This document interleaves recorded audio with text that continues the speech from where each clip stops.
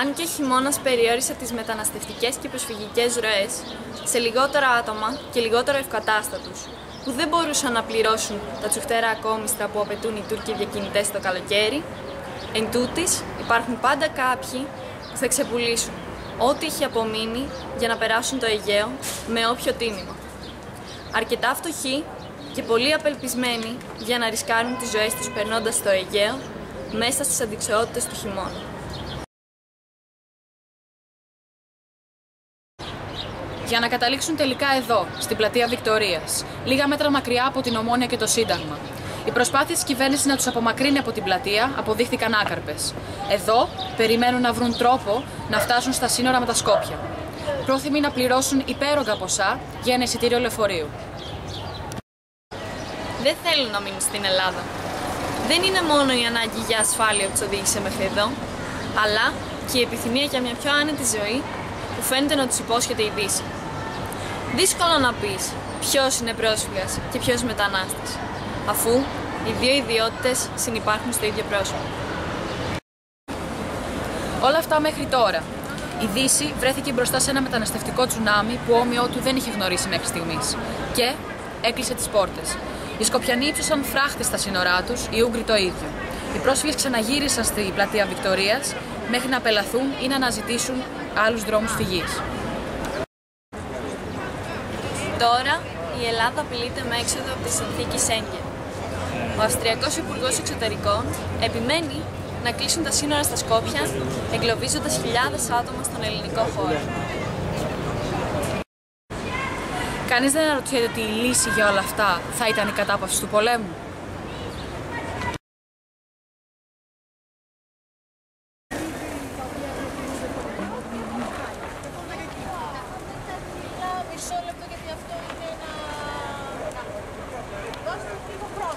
Βρισκόμαστε στον Πειραιά, στην πύλη Ε1. Αρχές της Άνοιξης του 2016 και η προσφυγική κρίση έχει διωγγωθεί. Οι συνθήκες του ταξιδιού άθλιες και επικίνδυνες. Αφού πέρασαν τα νερά του Αιγαίου και το συναστισμό της πλατείας Βικτωρίας, κοιμούνται εδώ, σε κοντέινερ ή σε σκηνές στην Ύπαιθρο. Οι προσπάθειες ορισμένων ΜΚΟ ποτέ δεν είναι αρκετές να περιθάλψουν, να στεγάσουν και να ταΐσουν τα πλήθη των μεταναστών, όσο φιλότιμες και αν είναι.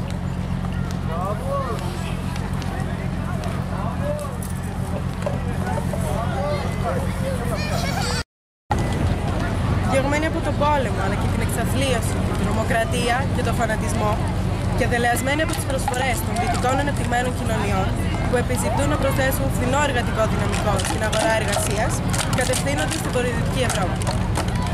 Η Ευρώπη που επικαλέστηκε τις αρχές του ανθρωπισμού τους καλοδέχθηκε αρχικά. Τώρα όμως φαίνεται να κλείνει τις πόρτες. Να είναι άραγε σκοπιμότητα.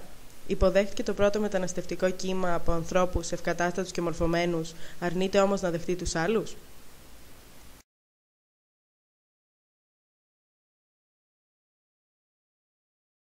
Είναι το ογκούμενο πλήθος των προσφύγων και όσων υποδίονται τους πρόσφυγες που τρομάζουν στους Ευρωπαίους.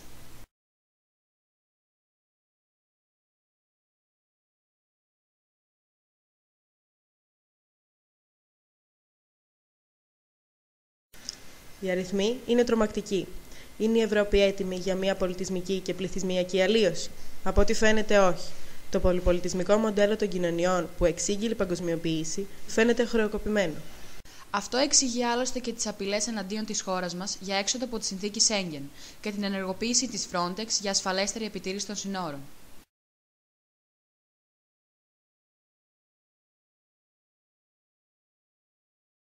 Για το αδιέξοδο που μπορείτε να δείτε, βασικό αίτιο είναι η διακοπή της βαλκανικής οδού διαφυγής των προσφύγων προς τη Βόρεια Ευρώπη, λόγω του φράχτη αναχέτησης που ύψωσε η κυβέρνηση των Σκοπίων, χωρίς να μειωθεί στο ελάχιστο η ροή προσφύγων και μεταναστών από τα νησιά του Αιγαίου.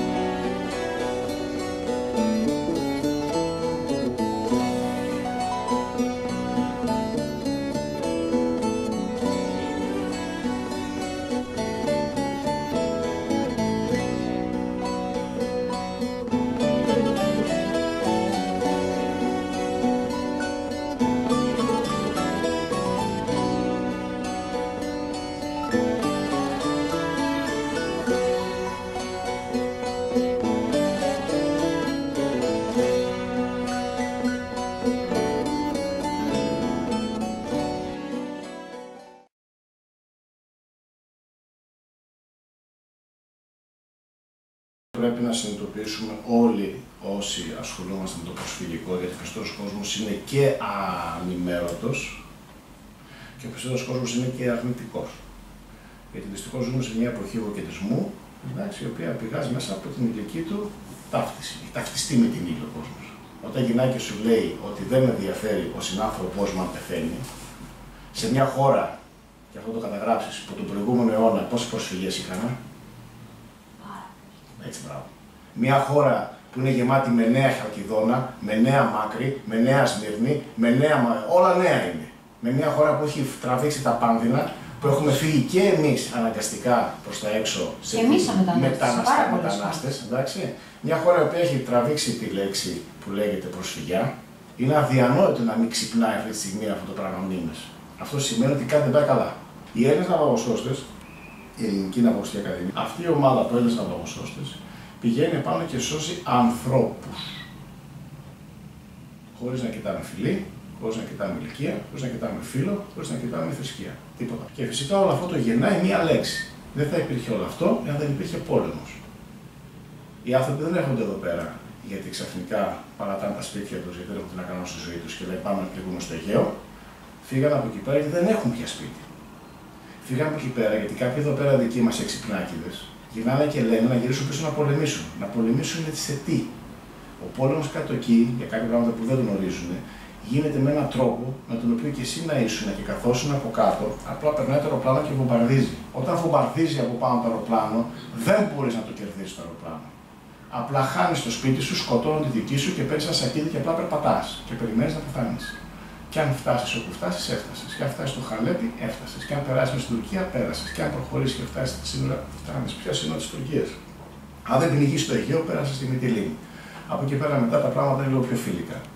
Από την άποψη ο θάνατος μειώνεται κατά πολύ την πίνη σε ευρωπαϊκό έδαφος. Από εκεί φεύγει, πηγαίνει στην Αθήνα, πηγαίνει στην Καβάλα. Από την Καβάλα φεύγει και πηγαίνει στην Ιδωμένη. Στην Ιδωμένη τραβάει ένα μαρτύριο τραγικό που λέγεται φράχτηση, ενδυνάμει φράχτηση και όλα αυτά που γίνονται. Μέχρι στιγμής έχει περάσει περισσότερος κόσμος και συνεχίζει για να φτάσει στο νερό του που λέγεται η Γερμανία.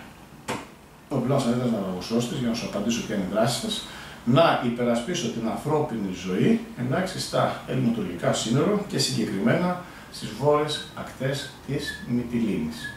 Σε ένα μήκος ακτογραμμής περίπου 12 χιλιόμετρων από τη Μόλιβο, που βρίσκεται βόρεια και δυτικά του νησιού, μέχρι το ακροτήριο, το βόρειο ανατολικό του νησιού που είναι ο Φάρος, εντάξει, μια απόσταση περίπου 12 χιλιόμετρων, όπου ο πιτοπλής εκεί βγαίνει το 85% των προσφύγων που μπαίνουν στη χώρα μας. Αντιλαμβάνεσαι ότι μόλις ανοίξει ο καιρός, ότι κατά χιλιάδες θα φτάνουν εδώ στην Ελλάδα, ο Γενάρης και ο Φεβρουάριος που μιλάμε τώρα ένας μήνας χειμωνιάτικος και έχει κόψει τις ροές, άρα αντιλαμβάνεστε τι έχει να γίνει μετά τον Μάρτιο που θα ζεστάνει ο καιρός Απρίλιο, θα είναι ανεξέλεγκτη η κατάσταση γιατί περιμένουν ήδη απέναντι αυτή τη στιγμή και περιμένουν ένα χρόνο, 2 χρόνια, περιμένουν καιρό. Ο πρόσφυγας φεύγει και πεθαίνει. Σου λέει μείνω, πεθαίνω. Φεύγω, αυτό λέγεται έξοδος. Και πάω που να είναι. Και δεν πάει προς τα κάτω, γιατί οι αραβικές χώρες που είναι πάμπλουτες, Σαουδική Αραβία, Ηνωμένα Αραβικά Έθνη, Κατάρ κτλ. Πρώτον δεν τους θέλουν. Και δεύτερον, ξέρουν πολύ καλά ότι εκεί δεν θα έχουν την αξία του ανθρώπου. Είναι απάνθρωπα καθεστώτα. Το Υπουργείο Ναυτιλίας Νοσικής Πολιτικής εξέφρασε το ενδιαφέρον να υποστηρίξουμε την ανθρώπινη ζωή στα σύνορα στις 2 Νοεμβρίου. Από 9 Νοεμβρίου μέχρι και σήμερα υπάρχουν πάνω ομάδες δικές μας διασωστικές, οι οποίες σώσουν πρόσφυγες οι οποίοι κινδυνεύουν κατά την προσέγγιση των ακτών της Μυτιλήνης, γιατί μόνο εκεί έχουμε αυτή τη στιγμή ναυαγοσώστες, και έχουν γίνει εκατοντάδες αυτή τη στιγμή, μη σου πω χιλιάδες διασώσεις. Έχουμε μια εθελοντική ομάδα, η άλλη εθελοντική ομάδα, που δείτε από αποφύτους της ΕΝΑΚ, ναυαγοσώστες επαγγελματίες, οι οποίοι εθελοντικά και αν είναι ιδιωτελώς έχουν ανέβει επάνω στη Μυτιλήνη. Μας είναι να φτιάξουμε μικρές ομάδες διασωστικές και να βάλουμε σε κάθε νησί.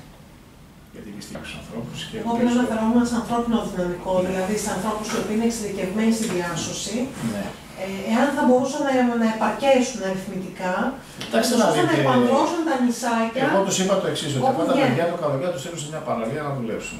Ωραία, βγάζουν ένα μισθό, στείλτωσε πάνω στη Μυτιλήνη, στείλτωσε στη Χίο, στείλτωσε τα λοιπά και που θα πήγαινε στη Μυτιλήνη, στη Χίο, στην παραλία, ας πάει αυτό το πράγμα. Αυτή εκπαιδευμένη κι αλλιώς είναι, πιστοποιημένη. Τι θέλει να φουσκωτώ, να τζώσει εκεί πέρα, τα καύσιμα, φαγητό. Πώς αποφασίσαμε να βοηθά τους πρόσφυγες. Αποφασίσαμε να βοηθήσουμε τους πρόσφυγες πρώτον γιατί μας το ζήτησε το Υπουργείο Ναυτιλίας και Γεωκοινωνικής Πολιτικής. Και δεύτερον, γιατί το είχαμε και οι ίδιοι εντοπίσει το πρόβλημα μετά το τραγικό ναυάγιο στις 28 Οκτωβρίου 2015, ημέρα Τετάρτη, όπου στα νερά της Βόρειας Μυτιλήνης πνιγήκαν πάνω από 200 άνθρωποι, το ναυάγιο των 250 άτομα, και από αυτούς ήταν δεκάδες οι νεκροί. Τρίτο που λέει, ποια είναι η δράση όσον αφορά τη διάσωση των προσφύγων από τις βάρκες. Θα σου πω. Οι βάρκες οι οποίες έρχονται τον πρώτο καιρό, λόγω ενός διεθνή κώδικα ή κανονισμού, αναφέρει ότι αν κάποιος τον πιάσει να μπαίνει στα σύνορά σου μέσα, έχει δικαίωμα να τον πιάσει, να τον φυλακίσει, να τον επιστρέψει πίσω. Αν αυτός όμως βουλιάξει και είναι ναυαγός, ό,τι και να είναι, είτε λαθρομετανάστης είτε πρόσφυγας, υποχρεωμένος τι να κάνεις να τον σώσεις, να σώσεις την ανθρώπινη ζωή.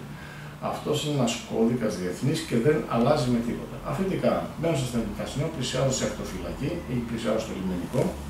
Πλησιάζουν, αυτοί είχαν ένα μαχαίρι μέσα και ένας από αυτούς τρύπαγε το φουσκωτό, πέφτανε όλοι μέσα στο νερό. Οπότε υποχρεωτικά τους σώζαμε και τους βάζαμε στην πατρίδα μέσα. Οπότε σου λέει έμεσα με πήρες.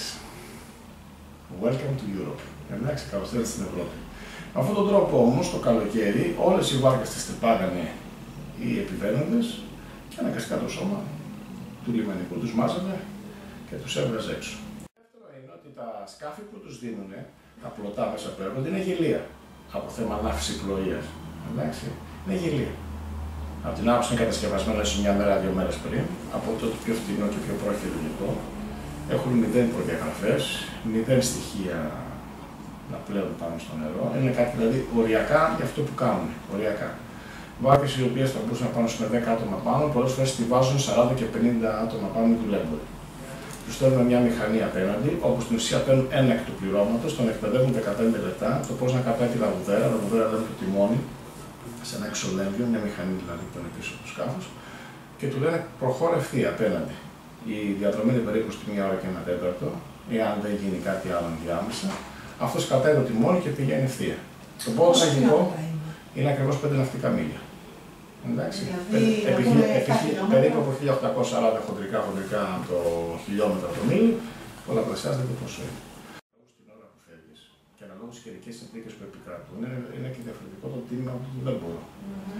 Όσο πιο νύχτα και όσο πιο κρύο, παγωμένο το νερό και όσο πιο μεγάλο το κύμα, είναι πιο φθηνό. Αλλά και πιο πολύ να πνιγείς.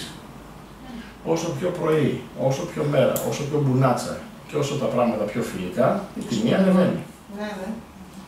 Επίσης, εάν η σειρά σου να περάσει σήμερα το βράδυ και δεν πας να περάσει γιατί έχει κακό καιρό, θα μείνεις πίσω να περιμένεις σε 3-4 μήνες να περάσει. Είναι μακρό στην εκβολή, είχε πάνω 50 άτομα, που παίρνουν στο νερό, πέθανε. Δεν μπορεί να γυρίσει να μαζέψει, χτυπάει ευθεία. Όπως κατά λάθος πέσει μέσα στο νερό, απλά έπεσε. Αυτό δεν μαζεύεται. Όταν φτάσει μέσα, μπορεί να σβήσει η μηχανή. Εκεί πάμε εμείς που πάμε σε ένα σκάφος, το λιμενικό ή εμείς, αν πάρουμε το από αυτό, και πρέπει να το ρημουλκίσουμε πλέον στην ακτή.